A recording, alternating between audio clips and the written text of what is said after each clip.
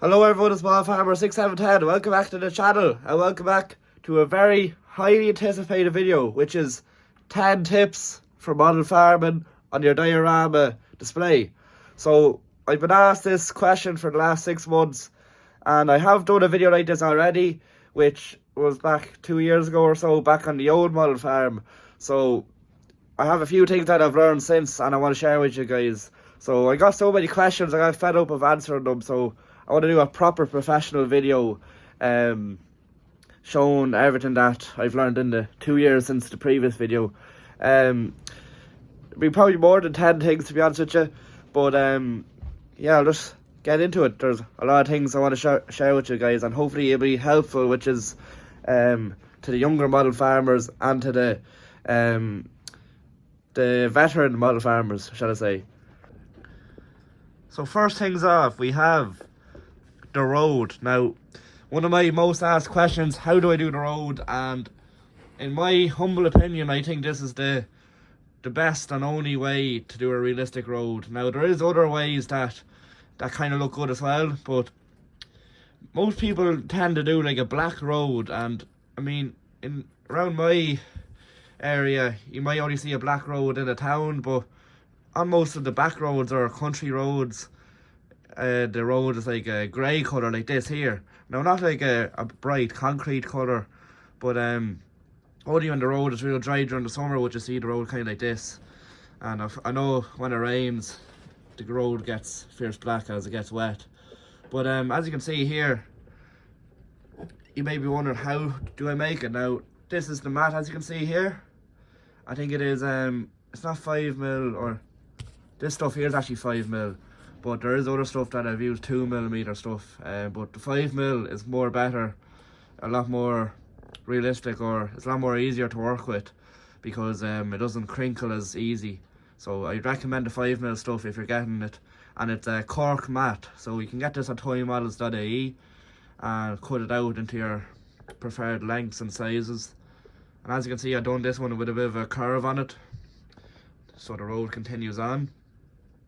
And so get a bit of paint, grey paint, and then once it's dry, get a bit of concrete powder and brush it over. You may want to return to my Building the Model Farm series episode. Next up is field boundaries. Now, as you can see here in this scene, we have a bit of stud railing, a bit of normal fencing, and hedges. Now, there's also stone walls as well, which is not here. What you can see there, but really, stone wall and like the likes of different field boundaries really makes the scene stand out a lot, and it makes a bit more variety in the scene. Like, it's very easy to just do fencing for the whole diorama or just simply hedging. Now, I know there is places in the country where you do get just hedging and stuff like that, but for a diorama purpose and to make a bit of variety in the scene, I think a mix of everything really works out great. Like, as you can see here, I have a bit of a hedge for the entrance of the yard. Like, I was going to do just a stone wall from the pier to the shed, but I decided to do a bit of a hedge for a bit of, look a bit more enclosed in type of job. And then of course a stone wall is kind of a lot more suited for an entrance of a yard. And then this here, the reason why I done fencing here was because I found that if I done a hedge, you wouldn't be able to like see the tractors as well. Like, the hedge would be kind of covering the tractor a lot and making a bit of a deep shadow on the other side, whereas the fencing doesn't really have as much of a shadow. So that's what I kind of learned from that. And but I'd have a hedge on this side where it suits a lot more. And also, while I'm have the camera on here, you may notice why this field isn't that big. Well, in my past few model farms, I've just done like roads which went to the edge of the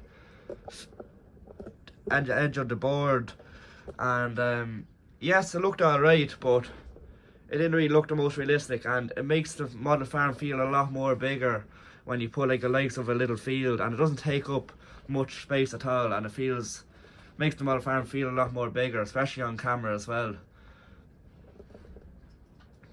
And I have done videos on how to do the fencing and also how to do the hedging as well. There's a video on YouTube by a very famous railway model road builder. I can't think of his name. I think his name is Luke Towan or something. Look him up, but he has a very nice video. Basically, long story short, it's made out of hanging baskets, some green spray paint and some 3M spray foam or spray glue with, as you can see here, the leaves and mulch built up onto it. Number 3, a very important one, and I really influenced this tip. Now, it does cost a few quid, especially if you're like me and you have a 45-50 foot diorama to cover. And I am talking about the back scenes. Now, this back scene in total from HLT Miniatures, I think it cost me 60 quid. So quite pricey enough, but for the quality it is, it's really worth it. And you could really imagine this model farm without a back scene. It just wouldn't look the way it is at all. The back scene really complements the buildings and the fields, and this makes it a lot more bright looking. As you can see, like, I have the light, as you can see here, and the light really reflects well onto the back scene and brightens up the whole model farm a lot. And it really complements everything, the tractors, the fields, and I really recommend people do this. A lot of chaps send in photos of their model farm and say, what would you recommend me do next? And next, the most thing I say is the back scenes. You can get a good few back scenes there on HLT Miniatures there, guys.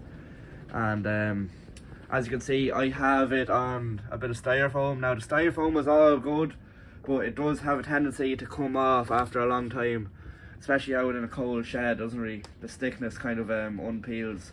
So if you have the money, maybe do on a bit of cardboard or a bit of thin thickness plywood maybe. That's what I do next time if I had to do it. So number 4. Now, I know not everyone will have the patience to build these. I'm talking about the sheds, the farm buildings. Now, you may be wondering, why am I saying the farm buildings or building your own farm buildings makes the model farm a lot more realistic? Well, more so, you're able to customize the farmyard a lot more yourself. As you can see, everything in the front of you here I built myself, and I made it to my own taste and what would work well for a model farm series.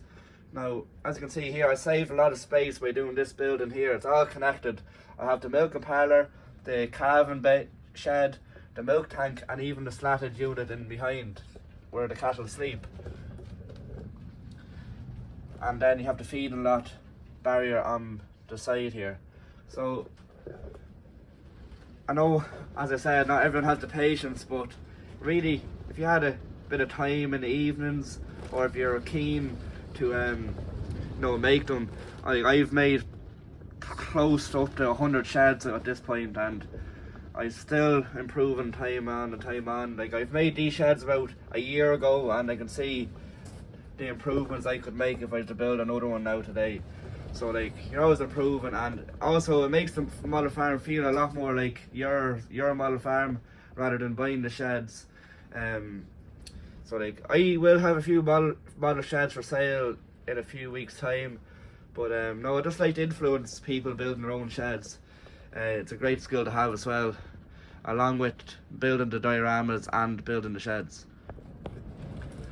Another realistic idea I'd like to point out is the yard. Now, a lot of people like to, do gravel yards, and I think a dirt yard looks very nice and farm-ish looking. Now, what I've done here is just PVA the board, and then I use this sieved out dirt. Now, let the dirt dry out, just some normal dirt, and then sieve it out when it's peak dryness with a sieve, and you'll get this lovely sieve dirt, and it's really to scale with the model farm. And make sure there's no massive lumps in it, so you get a lovely finish like this.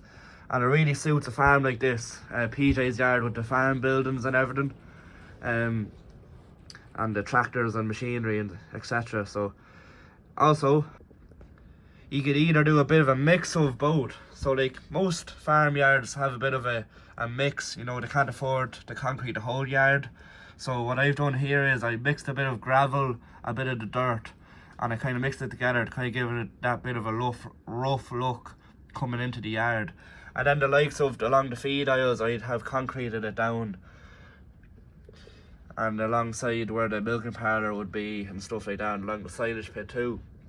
Just concrete I use, and mix a bit of PVA in so it doesn't crack and it sticks a lot better to the wood. Step number 6 or 7. Now I could have tied this in with the road, but however, I think this is a very useful tip, and it's to do with the roads. Now, grass margins. Now as you can see here, I have a lovely grass margin along the hedge here. So if you're ever putting down hedges, fences, walls, I recommend you put down the grass verge underneath the wall and then glue the hedge on top of it, or you can do vice versa.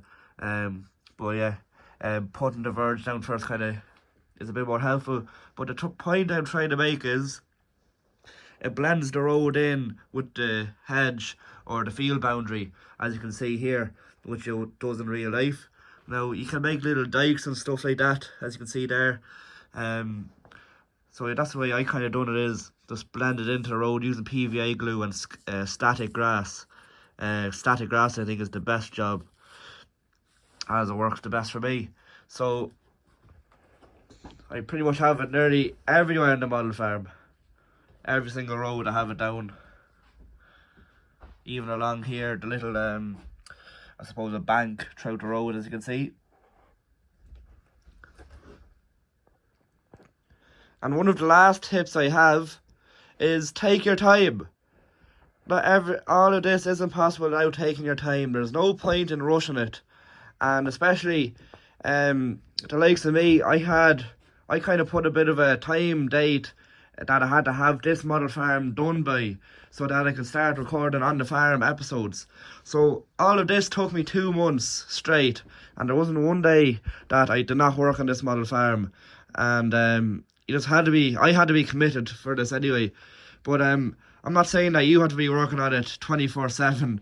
But basically take your time, like, and reflect on every bit you do. Like, that's what I was doing. Of course, I started over here on this side and I worked my own way over. But I kind of done the roads first and things like that. Then I reflected what would look good here. Maybe a field will look good here. Maybe with a grass field or with another yard or something. You can kind of work with your ideas, play around with stuff. And also what I'd also